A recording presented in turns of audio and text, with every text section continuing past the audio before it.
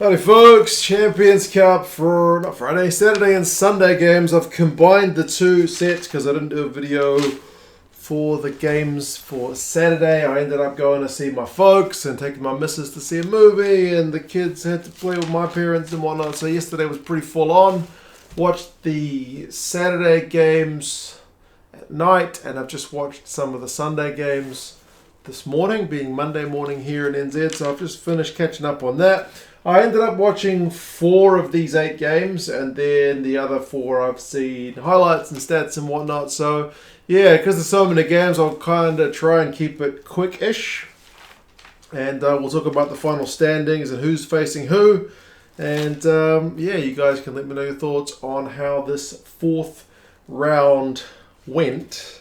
The first one, which was Bath and Leinster, I did not watch in full because, as I said in the preview, I reckon this one's going to be a bit of a hiding, and sure enough, it was. Leinster piled on the points.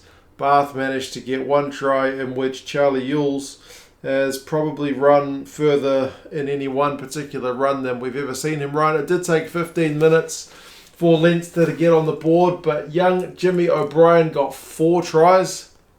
That's a pretty phenomenal shift, even in a team which wins 64 points to 7. That still stands out. Josh van der Fleer, he's looked good in open space as well, to be fair, the last couple of weeks. I know it's been really lopsided results, so you can't read too much into it, but man, he's kind of faster than I thought. When I think of Josh van der Fleer running quickly, I'm used to him just running out of the line to make people's lives miserable as a defender, not so much kind of ball in hand. Lama got 1, Frawley got 1, Porter got 1, Keenan got 1, and Sheehan got 1. So Clark got the 1 for Bath, which was a...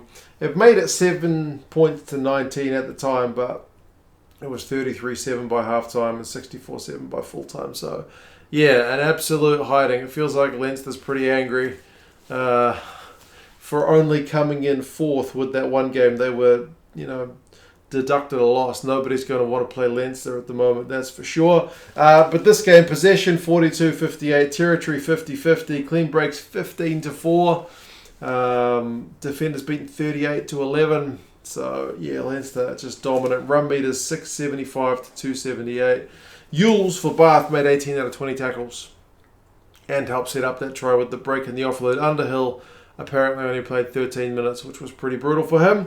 Keenan, 100+ run meters, couple of clean breaks. O'Brien, 4 clean breaks. Conan, 72 run meters. What can you say? They absolutely tore things up. So, like I mentioned, Leinster, they finish 4th, and they will play Connacht in the round of 16. So 2 games, home and away, or away and home.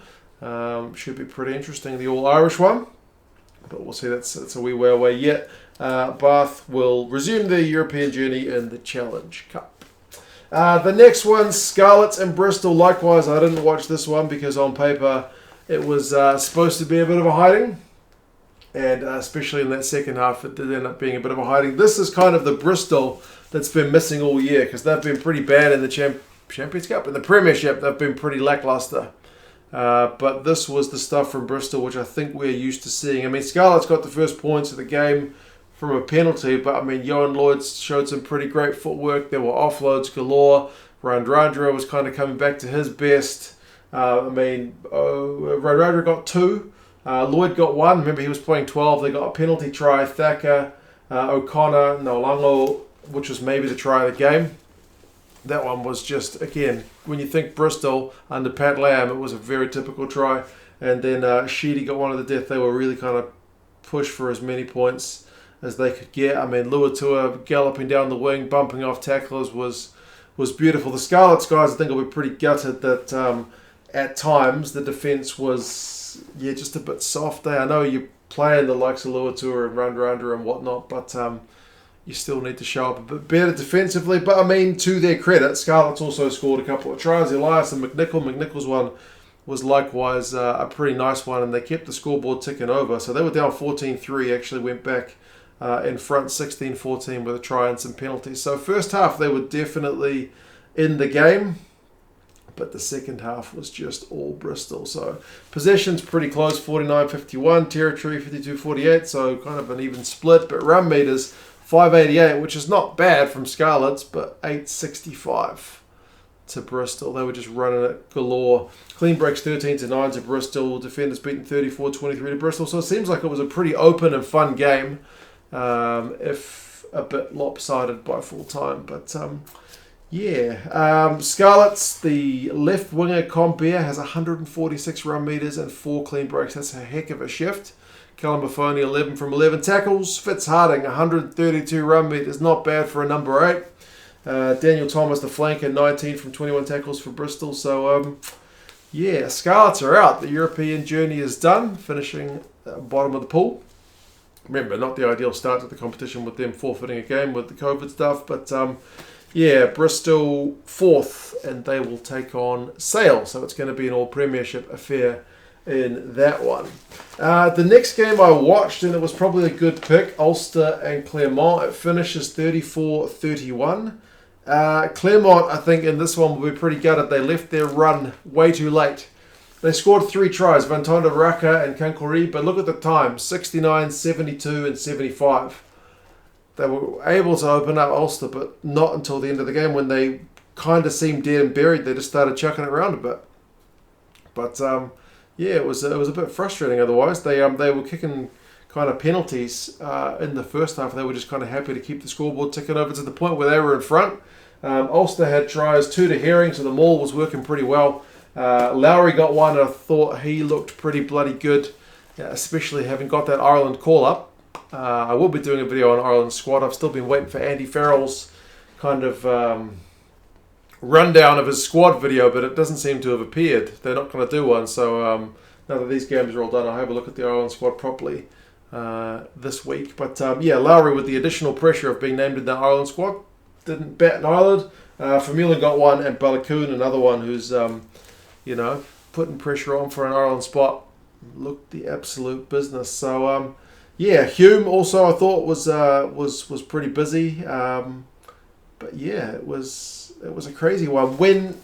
When Clermont were coming back into it, and it was 34-31, the crowd really tried to be that 16th player on the field. So that's kind of the one benefit of being at home. So you can't get those guys on side, which was kind of pleasing to see. But good to see Ulster. They were pretty aggressive in the first half, not opting for threes, and it paid off. So, I mean, this game, 59-41 is the possession, 61-39 is the territory. Run meters 357 to 406, so Clermont actually edge it at the end of the game, but carries 161 to 101. So Ulster had to work a lot harder to get fewer meters, and especially, as I said, towards the end of the game, Ulster will maybe a bit soft, and they will look back on this game as one that, they probably should have had wrapped up, to be fair. Clean break 6-4 to Ulster. Turnovers 1, 5-2 to Clermont. Lowry, like I mentioned, 3 clean breaks, 78 run meters. Timothy, 19 out of 20 tackles, huge shift. The fullback, what's his name? Tibragin. 2 clean breaks, 103 run meters for Clermont. And Desangui, the number 7, 23 out of 24 tackles, is also quite a shift. Both these sides will go through to the next round. Ulster's reward for coming in second in their pool is they get to play Toulouse. Not much of a reward for a high finish, you'd have to say. You actually may have been better off finishing third, but anyway, if you're going to win it, you've got to win it. And Clermont sneaked through their 8th, and they will play Leicester in the next round. So, that's interesting, because those ones are not URC to URC or top 14, Prem to Prem kind of matchups. It's, Toulouse against Ulster and then Leicester against Clermont is a good mix, which is kind of what you want to see when you watch European rugby. The last of the Saturday games was Glasgow and La Rochelle. Glasgow, they weren't out by the end of this game, but they finish not making it through to the next round of the Champions Cup. With this result, they lose 38 points to 30. And they were kind of frustrating to watch in this game, to be fair. They started with a yellow card, with Brown on his return to the starting lineup collapsing a maul, which kind of didn't help. And I will say, if there's one pleasing thing about Glasgow's effort here, was the defence, under heaps of pressure for long periods of this game, held pretty well. I mean, La Rochelle probably could have scored a lot more tries if not for Glasgow's seemingly just unwavering defence. They kept the scoreline pretty tight early. I think it was like 3 points apiece. And that may have been the end of the yellow card. It's a wee while ago since I've watched this game now. There's been a lot of rugby between now and then. But yeah, that's the kind of one thing that sticks in my mind. But La Rochelle did break them through Raymond Rule on 90 minutes. He outstretched for 1 try. They ended up getting 3 tries in a kind of quick fire, kind of end of first half, start of second half period. The 3 Bs, Budner, Bugarit and Budenhent. Excuse the pronunciation, butchered. But yeah, a good lead. And Glasgow got 1 through Josh Mackay and then 2 through Smith at the death. Josh Mackay, like he looks good in terms of his running game, but man, his kicking game needs a bit of work. It wasn't just him. Ali Price kind of had a few mishits in this game, but Mackay's touch finders were putting them under a lot of pressure, I felt. So yeah, they just couldn't kind of get out of dodge. Bugarit was proper running the ball well for La Rochelle, but the Glasgow defence for that try was the worst we'd seen, I think, up until that point. But yeah, Aldrit got a yellow card at one point, which I thought was going to maybe open the door for Glasgow, but it wasn't enough. I think there was 15 on 13 at one point, and they did finally get a try to make it 35-23, but yeah, it wasn't enough at the end. So Glasgow, they are into the Challenge Cup with their 9th spot finish, and La Rochelle, they will take on Bordeaux because they ended up finishing 3rd, which in terms of the all-French clashes, looks like it could be a pretty interesting one. But there's a lot of kind of draws which have ended up kind of, you know, France on France, Prem on Prem, URC on URC, but that's just some kind of the way the cookie crumbles. The next one, Stade Francais, Connacht. I think of the Sunday games, I picked the wrong ones to watch. I picked SALE and Ospreys, and I picked Munster and Wasps to watch. I probably should have watched Stade Francais, Connacht and Montpellier, Exeter, to be fair, but oh well, sometimes you get lucky, sometimes you don't. I hadn't been spoiled to any of the results, but Stade Francais, they managed to sneak through to the next round with their win over Connacht. They got the points difference they needed just barely. They got the bonus point win they needed, so they absolutely just snuck through. This one seems like it was a proper entertaining game, and concerningly for Connacht, it's a lead which they've kind of thrown away again. It's becoming a bit of a habit, which is kind of frustrating. But yeah, it seems like it was a really entertaining game. Connacht, they got tries through Wooten, the really early one, Blade, who seemed to be just part of everything. Farrell and Butler. Butler had a ton of run meters in this game. And Stade Francais, La Peg had 2. La Mapi got 1. Hamidoui got 1. And Chapuis got 1. So, crazily, for this game, Latu ends up getting a 2nd yellow card in the second half early-ish for swearing at Wayne Barnes, which is not a good idea. So Stade Francais not only come back, but they do it with a man down for the majority of that time. That being said, Connacht did get a yellow card towards the end of the game when Stade went in front. So it was 14 on 14, but they had to come back from, what was it, like 24-15 with a man down. So yeah, that'll be pretty disappointing for the Connacht guys. I mean, Blade's dummy for his try was phenomenal stuff, but yeah, they'll be pretty gutted to have dropped like they did. Sanchez for Stade seems to have been the kind of star of the show. He gets 3 try assists, 13 from 14 tackles, proper star. But yeah, possession for 52-48, so pretty close. Territory's the same, but Connacht had more territory, less possession. Run meters 400 to 562.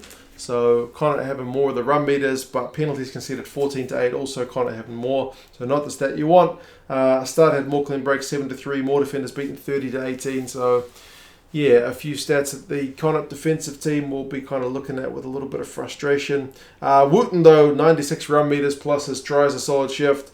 Butler 78 run meters, a clean break, 7 out of 8 tackles, not bad. Conor Oliver makes 16 out of 17 tackles, so a good shift for him. But 5th spot for Connacht means Leinster. So, tough. But any of the Irish teams will back themselves to beat any of the Irish teams. That's just kind of the way they go because they're all pretty competitive. And Stade, they finish 8th. They sneak through and they will face kind of regional rivals Racing. So that could be a pretty interesting one in itself. Where are we at? SCAvBRI and Ospreys. Like I said, I watched this game. Bit of a hiding.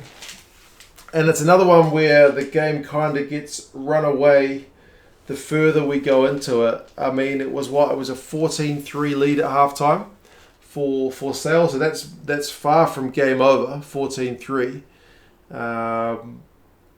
But yeah, it did take 8 minutes to kind of get the game underway, and the first try was chalked off. I think SCAvBRI had how many tries chalked off? Was it 3 or 4? Diaka lost it over the line at one point.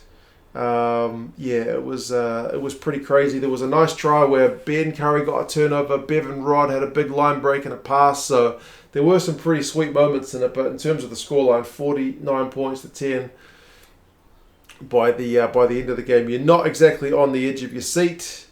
Sam Cross got pretty badly injured, and then he's got presence of mind to have his little painkiller unit as he got the camera on him, and he was pretending he was enjoying that. So that was a bit of craziness. But Roebuck was everywhere.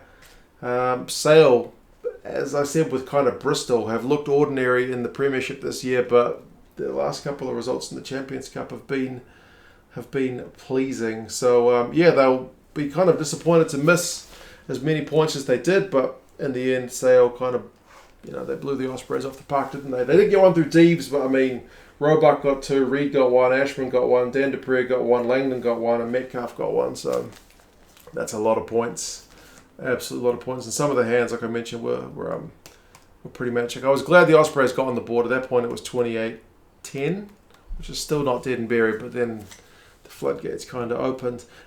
Possession 55-45, territory 53-47 to the Sharks. 6-2 is the clean breaks to the Sharks. Run meters 521 to 170. 170 is the lowest of any team for the run meters this weekend.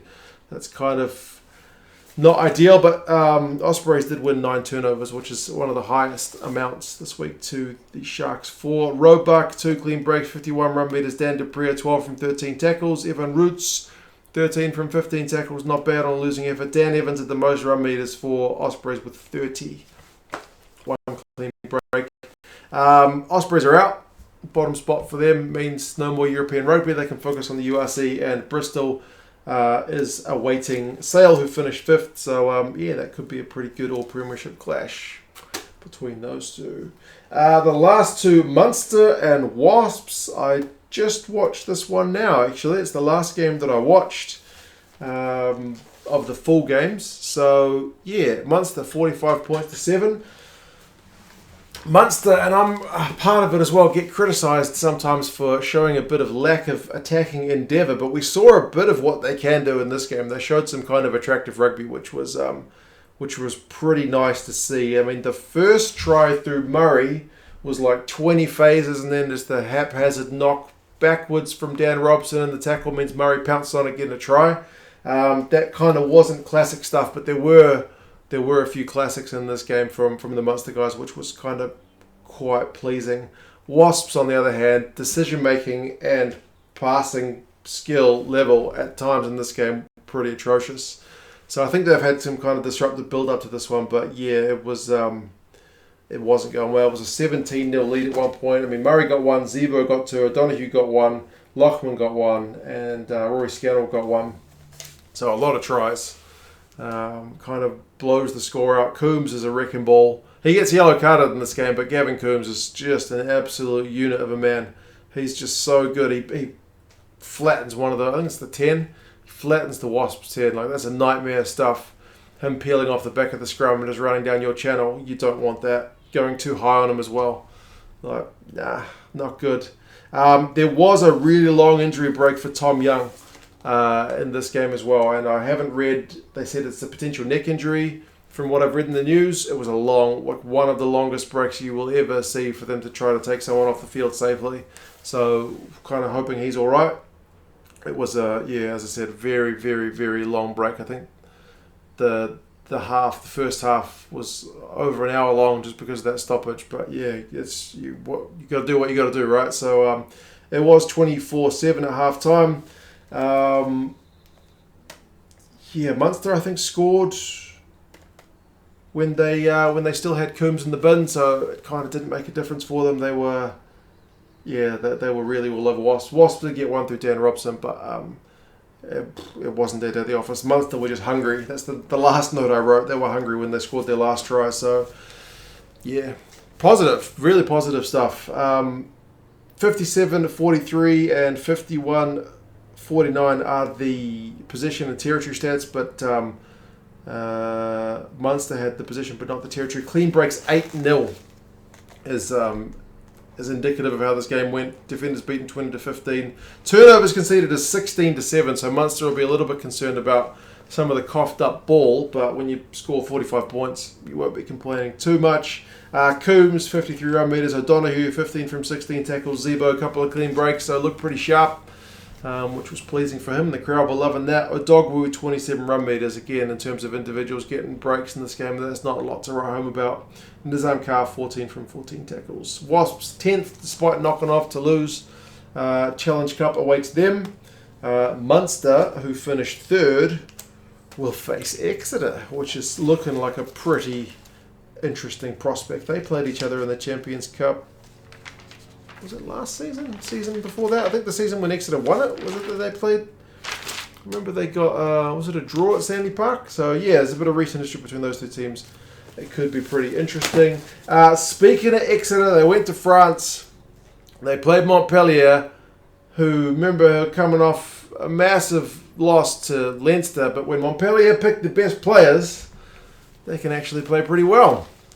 37 points to 26. Again, I saw the highlights of this one. Exeter, Sam Simmons, he is phenomenal at getting over the line from close range. It's something about that guy. He's just like a bullet. He just gets low and he drives. He's just elusive and yet strong. I don't know how he does it. He is probably the best in the business. I've been talking up Gavin Coombs in the Munster game, but Sam Simmons is virtually impossible to stop sometimes, isn't he? You know it's coming, but he still does it. He's got such a quick reaction time.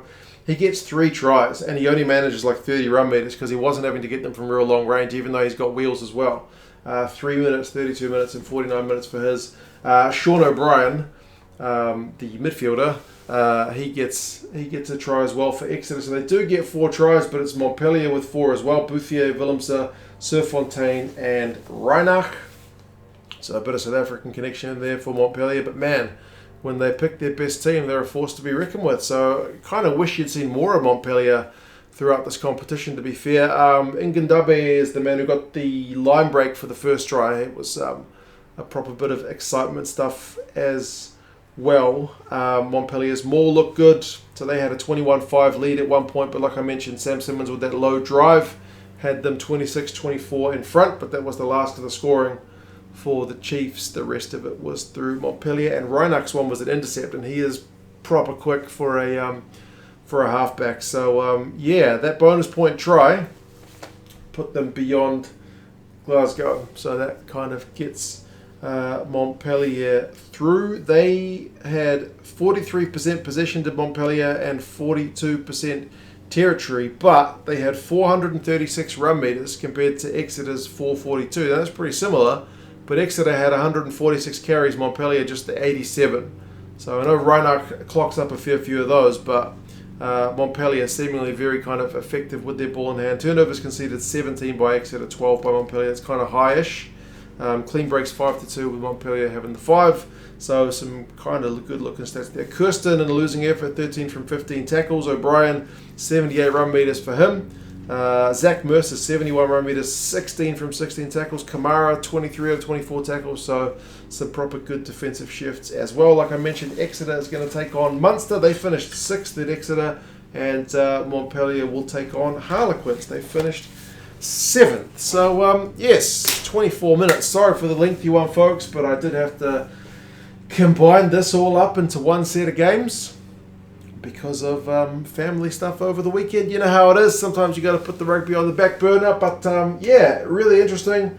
I feel like I did watch the wrong Sunday games. I watched the 2 hidings instead of the 2 kind of closer games. Ulster and Clermont was the closest to the games I watched. But yeah, sometimes you just can't pick them right. I picked these 2 right, maybe these 2 a bit wrong. But anyway, sometimes that's just the way it goes. Still, lots of entertainment, some great tries, and some interesting permutations for how things are going to work out in the round of 16. But you guys let me know your thoughts. Which games were you particularly impressed by? Which players? Who were you disappointed by? Bath somehow got more European rugby despite that result. They'd probably just be rather focusing on the premiership, to be honest. But anyway, that's how it goes. Yeah, you guys let me know your thoughts. Take care of yourselves. Ireland Six Nations squad look will probably be tomorrow. I'll see how the squad's looking and if any guys got injured over the weekend, and if I can finally find something from Andy Farrell talking about the players that he's picked. If not, we'll just crack on. Anyway, you guys take care, and I'll talk to you later.